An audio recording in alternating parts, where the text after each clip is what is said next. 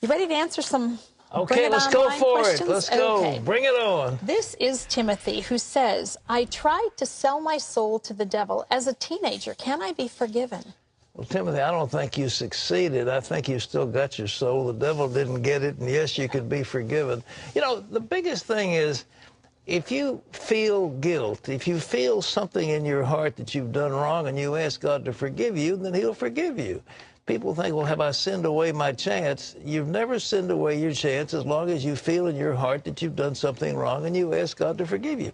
You know, I was reading about Jesus who was talking about if somebody does something bad to you and comes and asks your forgiveness, how many times did you forgive them? 7 times? And he said, no, 7 times 70. So a guy's got 490 chances to hit you in the face and say, well, I'm so sorry. And you've got to forgive him. Well, if you've got to do it, well, God's got to do the same thing for you. So he's got infinite patience. Just don't keep presuming on it. All right? Okay, this is from Patrick, who says, I work in the licensing department for a state that permits civil unions. Should I refuse to perform gay marriages? I'm worried that if I do, I will get fired. That's a tough one. I think if you say that you've got a conscience problem about that, they might excuse you from that duty. You say, look, I've got a religious issue with this. They won't fire you. But if you do, go get a job someplace else, you know. But I know that's tough. But if you feel a conscience that you shouldn't be doing it, then...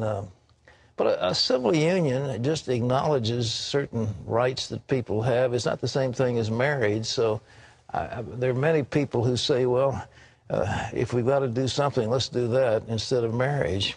But it's your conscience. If it hurts your conscience, then tell your supervisor, tell them, say, look, I have a religious problem about this. Would you please excuse me from this duty? And if you ask nicely, the chances are they'll go along with it. Okay, this is something you referred earlier, Pat, to oil prices, and this is what Peter said in response. More drilling wouldn't cause oil prices to decline. Wouldn't that just encourage OPEC nations to drill less, thus keeping prices the same? No, I don't think so. I think that the pricing is on the margins. And if there is a little bit more coming at the margin, you see, what came out of Libya was on the margin. It wasn't the big supply. It wasn't the big OPEC thing, because Libya's production isn't all that great. But it was on the margin that it shrunk, and therefore the prices went up.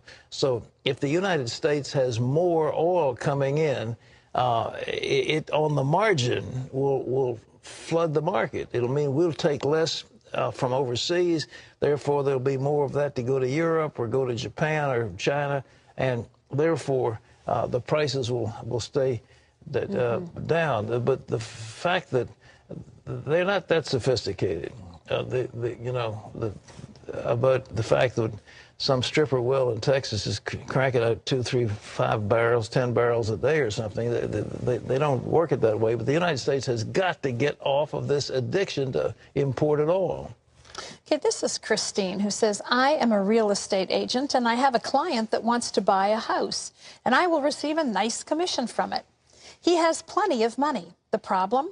I think he may have earned his money illegally. Is it wrong for me to take dirty money from bad people? Listen, you know, Paul said if you don't want to deal with crooks and thieves and fornicators and so forth, you'd have to leave the world. You just honestly can't sit in judgment over how every client gets his money, because you don't know. You have a suspicion, but you don't know. It may be he got an inheritance from his great uncle, but it's not up for you to be a judge. You're an agent to buy and sell real estate. Leave it at that. You can't say, now, if you know the guy's in the mob, you know that what he's giving you is money that comes out of drugs, and you know it, and you've been told it, that's a different matter. But you have a suspicion. We just can't refuse to deal with people because we have a suspicion that maybe they got their money wrong. This is Renee, who says, Pat, you've complained about Obama running up the deficit, but where was the outrage when Bush took a surplus and turned it into a record deficit? Well, there's plenty of outrage from me because Bush was a big spender. Yeah. And that's the reason the Republicans lost the election that year. They lost to Congress.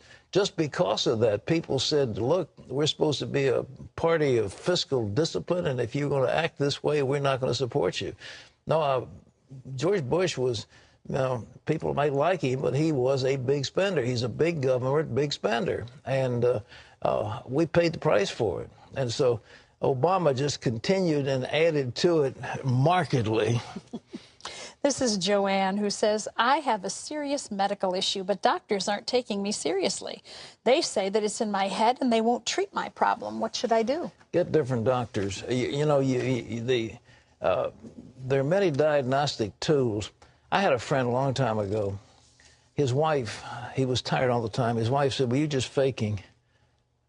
And all the time he was faking. So he finally got into the hospital with a heart attack, and they discovered that a valve in his heart had been eaten up by bacteria, and he had to get a replaced valve, and all of a sudden he's got his energy back. And he almost wept because he said, they kept saying that I was faking, and it was real. Yeah. Don't do that. Get a different doctor. Get a different set of doctors. All right? Okay, here's a question from an anonymous viewer. I read the Bible, I pray, but still God feels distant. Do you have any advice? Take a few days, just you and the Lord, get your Bible, and first of all, look into your heart and ask God to show you the areas in your life where you have been breaking His law, where you have been failing to serve Him as you should, where you've gone against what you knew was right, and confess those and ask forgiveness. Because somewhere along the way, that's the way it is. And then when you get that, you'll have a flood of joy in your heart, and you'll be at peace with God. Mm-hmm. Well, that's all the time we've got. Thanks so much for your questions. Thanks for being with us. And we leave you with these words from Psalm 37. That's a good one. Commit your way to the Lord. Trust also in Him, and He shall bring it to pass. That's all the time we've got. We'll look forward to seeing you tomorrow on another edition of the 700 Club. Bye-bye.